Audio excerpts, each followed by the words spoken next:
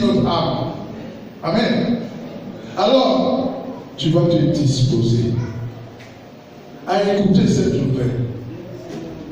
Parce que lorsque cette nouvelle sonnera dans tes oreilles et qu'elle parcourra ton être tout entier, les esprits mauvais qui n'aiment pas l'amour, qui n'aiment pas la joie, quand ils entendront la voix de l'Éternel, ces esprits s'en loin de toi.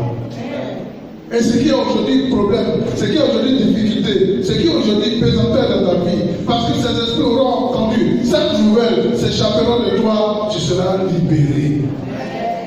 Alors dispose-toi, dispose ton corps, dispose ton âme et dispose ton esprit à recevoir la bonne nouvelle de ce jour. Amen. Amen. Amen.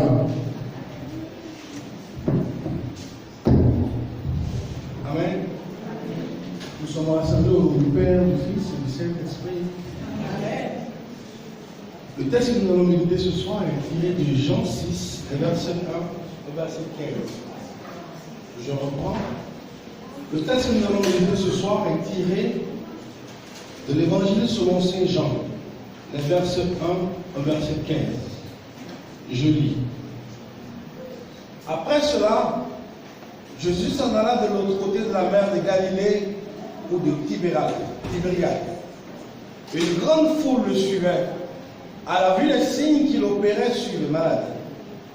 Jésus gravit la montagne et là, il s'assit avec ses disciples. Or, la Pâque, la fête des Juifs, était proche.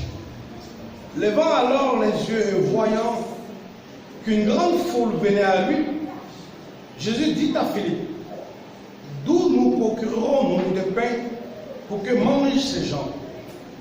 Il disait cela pour le mettre à l'épreuve, car lui-même savait ce qu'il allait faire. Philippe lui dit, 200 deniers de pain ne suffisent pas pour que chacun en reçoive un petit morceau.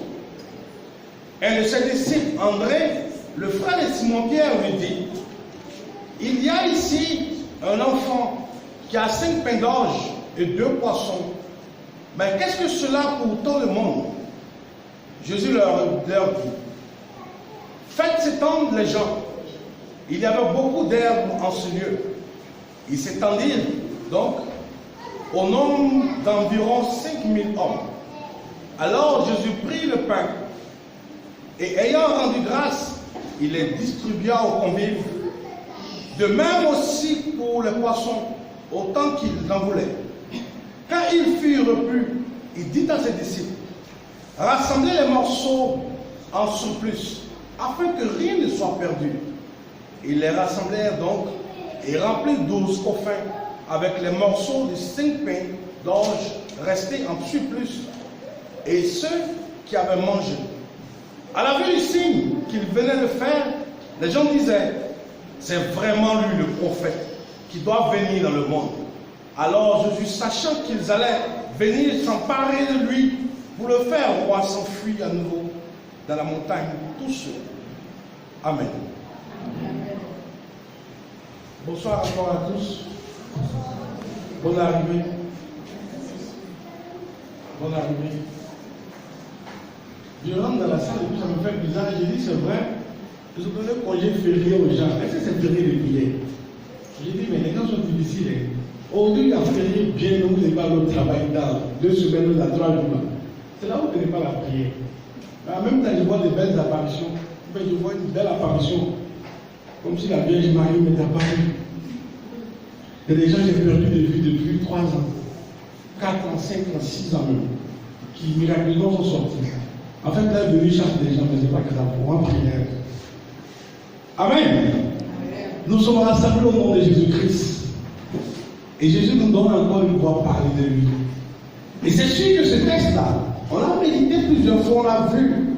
On a déjà lu la multiplication des pains. Chacun de nous a un peu son idée là-dessus. Moi-même, je l'ai relu ces derniers temps, disons donc dimanche dernier à la messe. Et le Seigneur m'a permis de voir et de comprendre d'autres choses dans ce passage. Alors que l'ayant lu plus loin, je n'avais pas perçu certaines choses.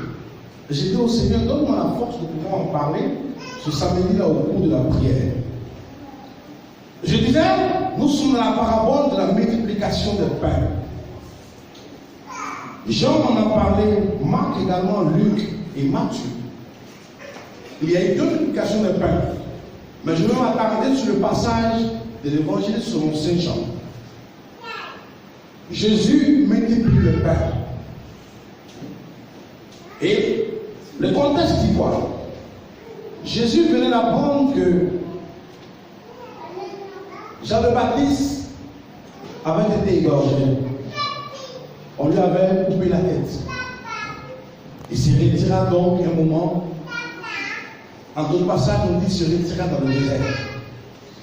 Mais au moment où il se retira vers le désert, la foule le suivait. Il y avait une foule qui marchait toujours après lui. Jésus, en d'autres passages, on dit qu'il prit pitié de la foule qui le suivait. Il fut pris de pitié d'eux.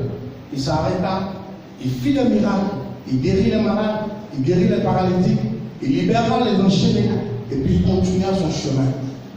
Mais dans la marche, on dit à un moment donné, il s'est fait nu. Les disciples disent donc à Jésus, mais où allons-nous avec ceux-là? Ils sont nombreux. Maître, je pense qu'il s'est fait tard.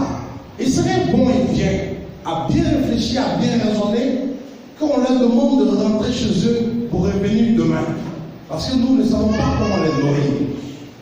Et en ce moment-là, Jésus dit donc à Philippe, mais comment allons-nous faire pour les nourrir?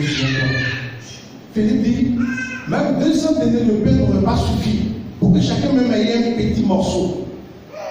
Mais en ce moment, dans ce passage de Jean, pourquoi j'ai préféré la multiplication du passage de Jean? C'est que dans Jean, André, qui était le frère de Pierre, lui dit, moi je me suis promené dans la foule, j'ai trouvé 5 pains et 2 poissons. C'est ce que j'ai. Jésus dit, apporte-les.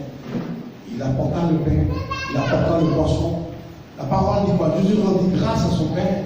Ensuite, il ordonnait d'abord qu'on fasse asseoir la foule. Parce que là, il y avait de l'herbe. Faisons asseoir la foule et puis nourrissez-les. Et la parole dit quoi? Il fut nourri tous. Et il y avait même un reste. Jésus dit donc, pour ne pas qu'il y ait de gaspillage, ramassez les restes là. Mettez-les dans les paniers parce qu'on ne doit pas gaspiller. En disant ramasser pour 12 corbeilles encore. Après cela, ce qui me plaît encore dans le passage de Jean, c'est que la foule ayant vu ce que Jésus venait de faire, se sont dit, ah vraiment, il est vraiment le Fils de Dieu. C'est lui le prophète qui est venu pour sauver le peuple. Donc la foule, le Seigneur dit quoi? Ils sont les reins, ils sont les cœurs. La foule a commencé déjà à le voir comme étant celui qui allait devenir le roi. Donc si on l'attrape maintenant, on le voit au royaume, qui devient le maître, c'est fini, on va plus souffrir. Il guérit les malades. Il donne à manger à ceux qui n'en ont pas. Il multiplie le pain. Donc on est sauvé. Jésus, donc, ayant perçu cela, la parole dit, à nouveau, il s'en va dans, il s'enfuit. Dis bien, hein?